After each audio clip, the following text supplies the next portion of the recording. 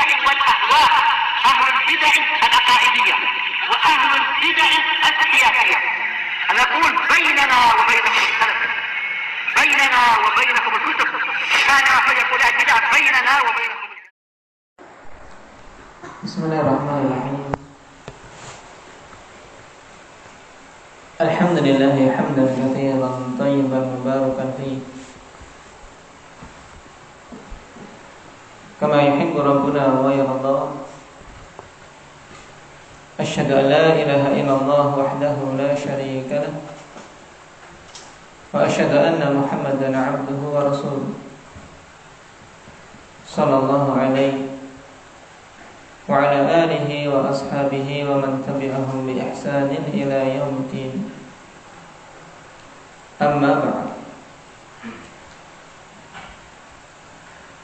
Pembahasan kemarin Abah Faisal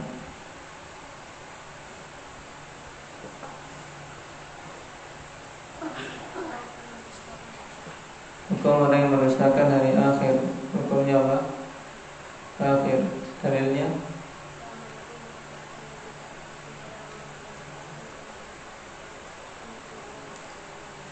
Tayyib. Jadi za'ama alladhina kafaru alla yub'atsu. Qul bala wa rabbi la tub'atsunna thumma la tunabba'unna bima 'amiltum wa dzalika 'ala Allahi yasir. Yang demikian itu sangat mudah bagi Allah Subhanahu wa ta'ala.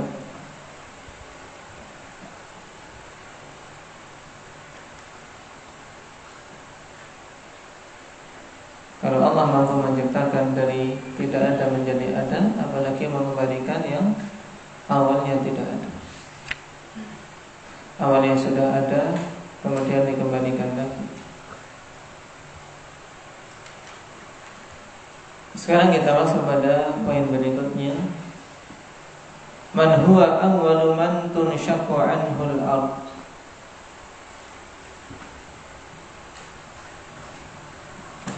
Siapa orang yang pertama kali bumi itu terbelah dan dia dibangkitkan, maksudnya. Dengan kata lain, siapa orang pertama kali yang dibangkitkan dari kuburnya? Wal jawab huwa Nabi sallallahu alaihi wasallam.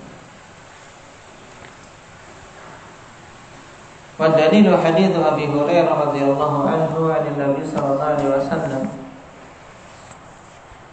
anna awwalu man tanshaqqu anhu al-ard.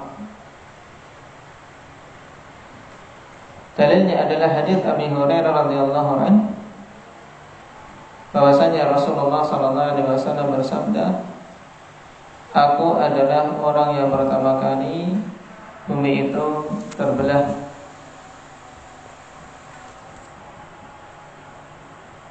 yaitu aku orang yang pertama kali dibangkitkan dari kubur.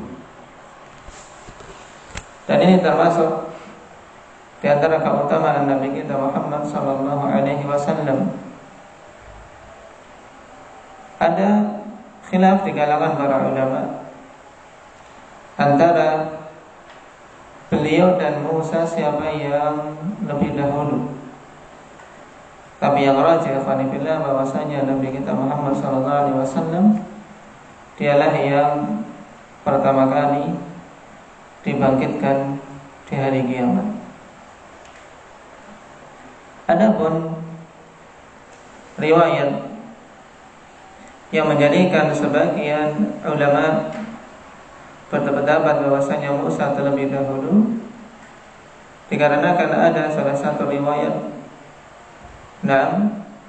di mana Rasul sallallahu alaihi wasallam mengatakan ana awwalu man tunshaqqu anhu al-ard fa ajidu Musa batishan biqaimatil arsh fala adri afaqa qabli am juziya bi saqatit tur. Aku adalah orang yang pertama kali dibangkitkan. Kemudian aku mendapati Musa dalam keadaan memegang salah satu tiang arsy.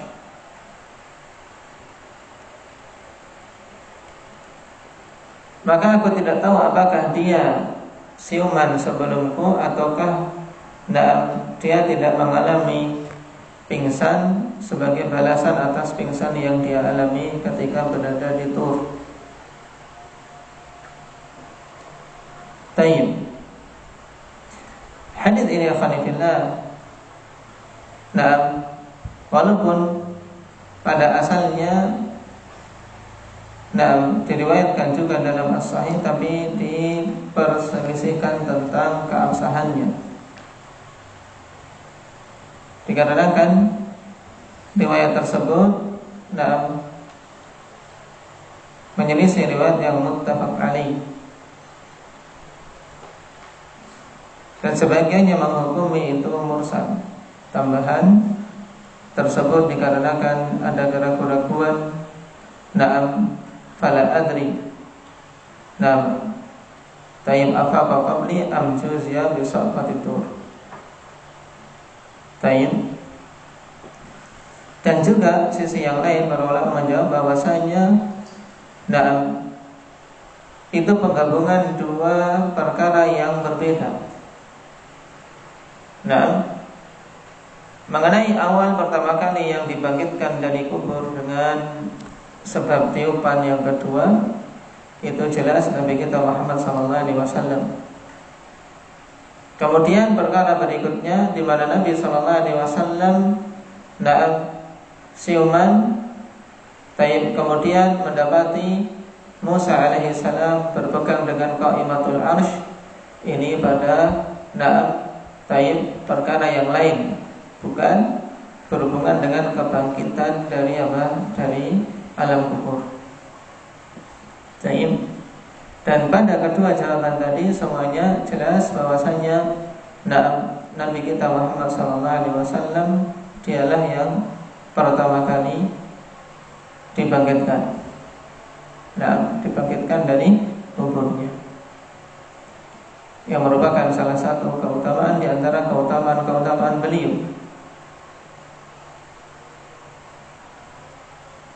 Kemudian dulu telah kita lewati juga permasalahan awwalu man yuksa. Siapa yang pertama kali diberi pakaian pada hari kiamat? Indang ya Ubasha,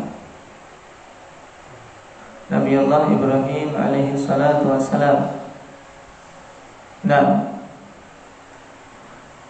Ketika manusia dibangkitkan semuanya dalam keadaan hufatan auratan ghurlan, telanjang kaki, telanjang badan, dan belum berkhitan.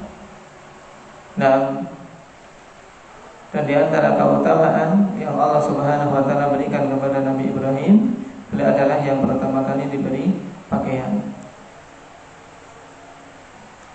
Baik. Qala kaifa yuhsyarun nas. Pembahasan berikutnya, bagaimana manusia dibangkitkan kelak. Sebagaimana diisyaratkan tadi. Wal jawab hufatan uratan ghurla. Hufah yakni apa? Telanjang kaki, tidak memakai sendal, tidak memakai alas kaki apapun. Uratan dalam keadaan telanjang badan, tidak memakai pakaian. Ghurla nanti akan dijelaskan pada poin berikutnya. Wa dalilu hadits Aisyah radhiyallahu anha qalat sami'tu Rasulullah sallallahu alaihi wasallam yaqul yuhsyarun nasu yaumal qiyamah hufatan uratan ghurla. Dalilnya adalah hadits Aisyah radhiyallahu anha. Beliau mengatakan, aku mendengar Rasulullah SAW bersabda, manusia akan dibangkitkan kelak pada hari kiamat dalam keadaan hufat. Apa makna hufatan tadi, Iqbal? Hufatan apa? Tidak memakai alas kaki. Tayyib. Uratan apa tadi? Maknanya Abu Muhammad? Tidak memakai pakaian. tidak berpakaian. Dan ghurla. Ghurla, ma makna ghurla? Dalam pertanyaan berikutnya, apa makna ghurla? Wal jawab ghairu makhtunin. Dalam keadaan mereka tidak dikhitan. Sebagaimana mereka keluar dari perut-perut ibu mereka dalam keadaan seperti itu. Demikian pula mereka dikembalikan kelak di saat dibangkitkan untuk menghadap Allah Subhanahu wa taala. Dan Aisyah radhiyallahu anha dalam belajar hadis mengatakan, ya Rasulullah, ar-rajul an-nasu yanzuru ba'dhum ila ba'd. Manusia sebagian yang melihat kepada sebagian yang lain. Itu yang terbetik pada diri manusia ketika hidup sekarang. Bagaimana semua manusia dibangkitkan dalam keadaan seperti itu, sehingga sebagian yang melihat kepada sebagian yang lain. Maka Nabi SAW ingatkan bahwasanya perkara di hari kiamat, al-amru asyad min an yanzura ba'dhum ila ba'd. Perkaranya lebih dahsyat dari sebagian melihat kepada sebagian yang lain. Karena semuanya akhwani fillah dalam keadaan khundu, dalam keadaan menghinakan dirinya kepada Allah. Semuanya diliputi dengan kekhawatiran. Wa kullun atauhu dakhilin. Kata Allah Subhanahu wa taala, semuanya datang menghadap Allah Subhanahu wa taala dalam keadaan dakhilin. Apa makna dakhilin? Hendak ya alif telah kita lewati. Wa kullun atauhu dakhilin. Di mana kita lewati? Dalam poin yang ke 208. Apa makna dakhilin? 308. Dua hari yang lalu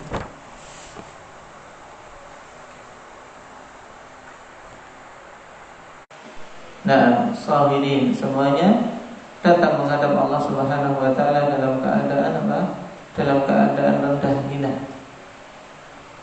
Kalau para anbiya, makhluk-makhluk yang paling mulia saja, alhamdulillah, seperti itu keadaannya semuanya, apalagi kita.